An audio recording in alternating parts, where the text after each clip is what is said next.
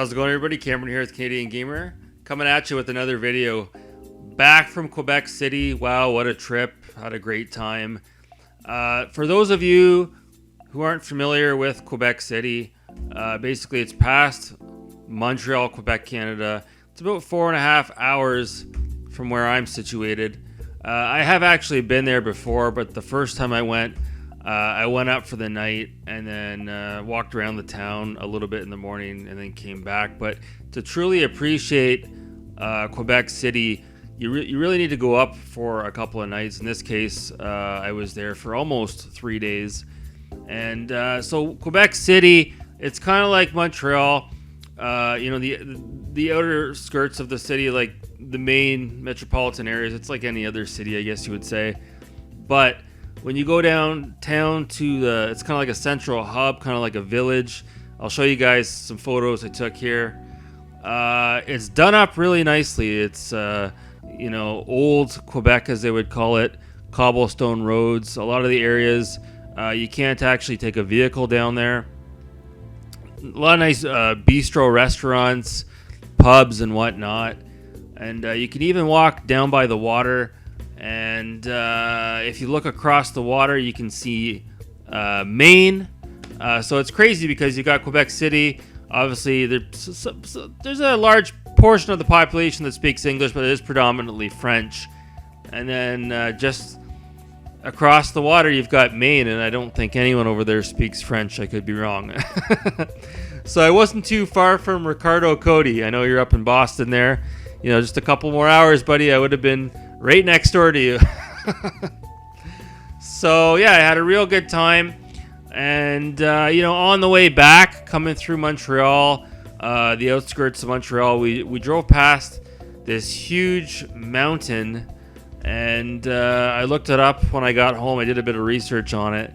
And apparently you can go camping there. You can climb the mountain. There's a lot of natural resources around that area. So I might go back and check that out. Maybe I'll go camping there as well. But yeah, like I said, if any of you watching, if you haven't been to Canada, if you're thinking about coming to Canada, there's actually a lot of nice areas that you can go to. However, if you have the chance, I would highly recommend checking out Quebec City, especially if you do live closer to Maine, maybe Boston, the Massachusetts area. You can easily come on over to that side of the border and you can check it out. So yeah, had a good time, and I'm actually going to be taking a trip in a couple of days. I'm going to be headed out to Timmins, Ontario, home of Shania Twain. So that's about 8 hours away from here, so it should be fun. I should be able to do some game hunting while I'm there.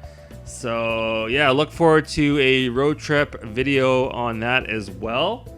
I guess there's not much else really to talk about gaming related, just a few things.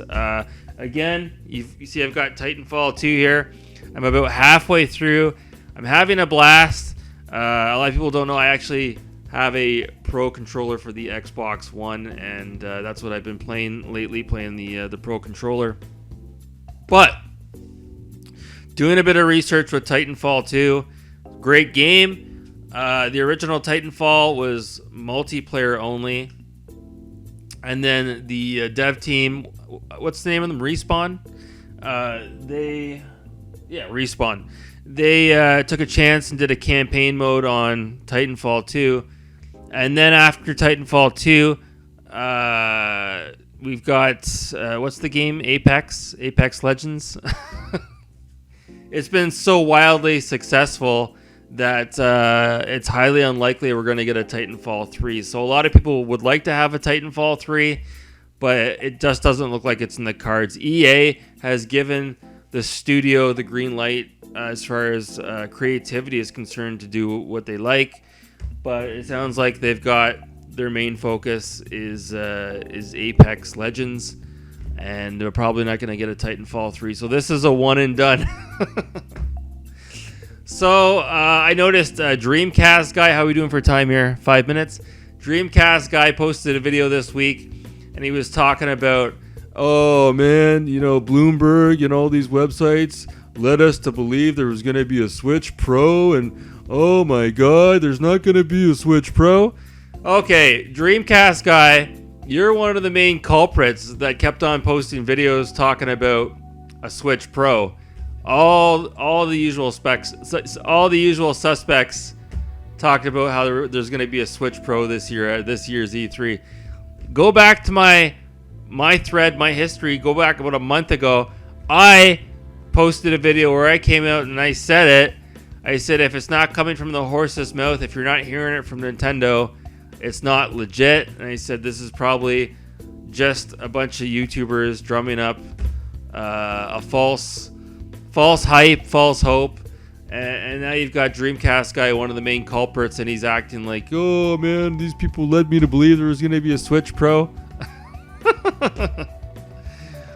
Off. So I thought that was funny. I've been thinking about getting back into Cyberpunk 2077. I don't know too many people in the community that actually saw that game all the way through. I guess you could say the same about Red Dead Redemption 2. But I had a real good time with Cyberpunk, and now it's been a couple of months that I've been removed from it. I'd kind of like to go ahead and put it back on, check out the latest updates, the latest patch. I'd like to explore the open world. I would really like to go back and go back into that world and see what else is going on in the world of Cyberpunk. So hopefully, maybe after I finish Titanfall 2, I'll jump back into Cyberpunk and I will check that out. Another news, we've got some guys sort of coming out of the woodworks here from the Amico camp. I guess his name's Nick Richards, is that it? Distant relative of Keith?